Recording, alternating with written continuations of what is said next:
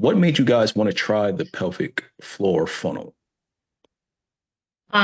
So I'm not a pelvic floor therapist, but Julie is. Hmm. And so we brought her onto the practice in March. And so obviously breakthrough in these workshops are a great way, number one, for education to the public and to funnel in new patients for that specific, workshop topic.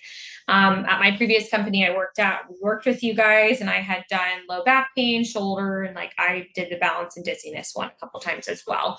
But I feel very strongly about these in public education, and Ohio is a direct access state. The more people who know about that, the better and can make those decisions. So really wanted to do pelvic floor. Was already looking at trying to figure out how I can funnel it myself before you guys launched the beta program. So then when we heard about that, we're like, oh, perfect. We really want to get into that so we can build up, which I mean, we work with a lot of OBGYN offices too, primary care that refer to us too, but the workshops, we've done two now. First one was okay, not super great. Second one was a lot better with more engagement. And we've had a few people sign up from it too with having 10 attendees, and two of them came just for the information, which we knew ahead of time, and two were massage therapy partners we work with. So out of technically really six people who came truly, I think we already had three people sign up for it. That's great convergence. Yeah, that's huge. Julie did a great job with that. And so, with the beta too, like, okay, let's do the first one, come up with the presentation, and then what can we tweak? What, do people respond better to, what not? Because everything's always a learning curve. We're always, looking ways to improve. And each workshop I learned from, when I started doing them a few years ago as well, what got a higher conversion rate, or what was information people were looking for, what were the questions people asked at the end that was missed in the presentation. So Hmm. that's what they're looking for. Let's implement that in there so the presentation covers what the public wants to hear. So I think from the first one to the second one, what the biggest change really was just being more interactive, getting them engaged with practicing Kegels and diaphragmatic breathing, which I think people really, really liked. And then it Okay. sparked more people to ask questions for Julie. And those are the best, having those conversations at the end. And people feel more like, oh, comfortable. So, what were you considering before getting into the beta, as far as you trying to get more pelvic patients? Just basically doing how Breakthrough did, but trying to figure out how to get the marketing out there to like social media, offering to different gyms, like, hey, you guys see a lot of heavy women, or like a women caseload. There's one gym I know around that's women only, and very common for women at all ages, whether they're pregnant or not, to have bladder incontinence. To see if we could get in and do a presentation there. So we were just trying to find ways just for community involvement. Okay. Because I do like people coming to us too, but I also in the future want to be able to do these presentations at those locations as well. So like Pilates studio, there was at the workshop, there was a PTA who's now a Pilates instructor who came in, and she goes, I wanted to inform my clients, like, what are things that I can help educate them on, and if they need pelvic floor therapy, where would I recommend them to go? So for that, she reached out and she wants to try to do something to partner together. Like that's what it's all about. The more outreach we can get, the more people we can reach. So even like separate from breakthrough stuff, finding ways to do that, it's just harder if you can't reach the public efficiently. Yeah. So it seems like you guys had marketing on two folds, one to Yeah. patients and then to potential partners. Yeah, absolutely. That's I'm open to amazing. kind of everything, but Yeah. I mean, we're 1 year in. This is still a brand new baby practice. We're in our infant stage, but getting our name out there, physicians, gyms, all that kind of stuff really goes a long way. And that's how you stay afloat in a community. And especially with the way our world has gone, direct access should be more important than physician referrals, in my opinion, because we in Columbus, we have Ohio Health, we have Ohio State. They will never really refer without. They're very much corporate controlled. Physicians actually get in trouble for referring out, which is illegal, but that's the way they operate. So in my mind, the more that we can have patients making their own informed decision and saying, nope, I want to go here, and dictating their care, the better. And if they're not educated on those abilities, that they have the control to do that, they're not going to do it. Getting to the results, you guys had two workshops. You said the first one so second one was much better. Can you just I guess can you guys go into the details of I guess those results of those workshops and what made the second one better? Just a little bit more detail on that. Like I said, I definitely think I don't have all the numbers, but I think you said what out of 6 people, like 3 have signed up from the second one. I think what made the second one, like you said, so much more effective was just the interaction with the audience and having them be engaged with doing the Kegels, doing the diaphragmatic breathing versus the first one was a lot more just like straight information. So I think that was a really big key there.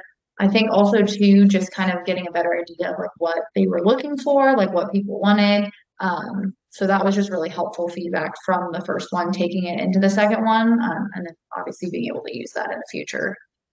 She did a really great job doing the engagement, talking through. Everyone knows what a Kegel is. They talk about it, but how do you actually do it? And how do Mm-hmm. you know if you need to do it or not? Which is what people are looking for because they can Google anything and there's people on social media talking about this stuff. And if you need to do this, you need to do that. But how do you appropriately do it? And how do you know that you're doing it correctly or not? So I think that was really good because I saw everyone participating in it. And when she was going over diaphragmatic breathing, what is it? What's the difference between regular breathing and diaphragmatic breathing? Well, should be the same, but people don't realize that they breathe incorrectly all the time using accessory muscles.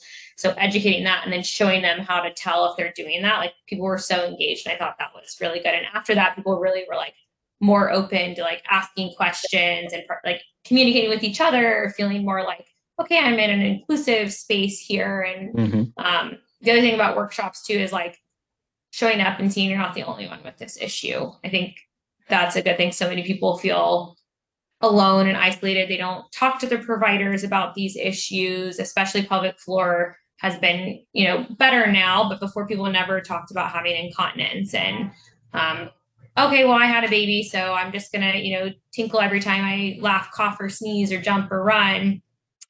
It's not normal. So I Mm-hmm. think when they show up and see that and have that sense of community, like, oh, I'm not the only one dealing with this. Okay, this is making me feel a little better. What would you say to a similar practice of a similar size to you guys, or a new practice, or somebody thinking about running a pelvic floor funnel?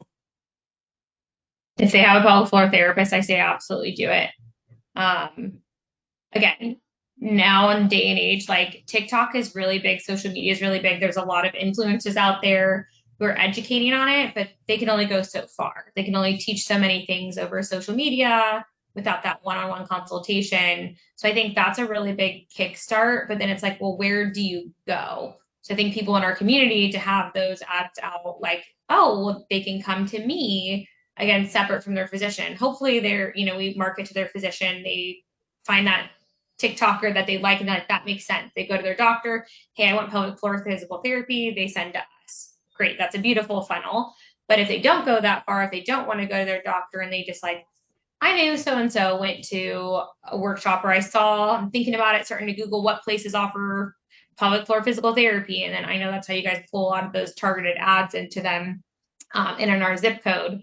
So then it shows up on their ad and they're like, let me check this out. It's free. Like, I think it's well worth it. And for the investment to what your return is, if you get a couple people sign up, it makes up for your return if they sign up for a plan of care. So especially being a smaller practice, it's like, okay, what can our budget be for marketing? That's what stops a lot of people, but you have to spend money to make money. Mm-hmm. And what I found separate from pelvic floor, just the breakthrough workshops, just in general, you'll get patients months and years down the road. And one patient turns into 3 patients because they have such a good experience. They sign up and they tell so-and-so. It's like the 2 women who came in that were just, they already said ahead of time, they just wanted to know what was safe exercise wise to do while they're pregnant, help their pregnancy to go smoother and, just get an idea of what they can. They're not having problems now. But if they do have problems, in the next few months or post delivery, Mm-hmm. they already have in their mind, oh, I went to that presentation and I'm kind of having this issue that they talked about that's common. I know I can go there for physical therapy. So could be a year later that they're coming in, but that workshop still converted them, or they could just talk to someone. Word of mouth is the biggest. Somebody's talking about having this issue. Oh, I did this presentation. You should go. We get that all the time. I have patients who come from the workshop, turn into a plan of care, turn into another plan of care because now they have a back issue, and then their wife has a balance issue. So then even just one patient who converted the $1,000 he spent turned into 3 different plan of cares from one person.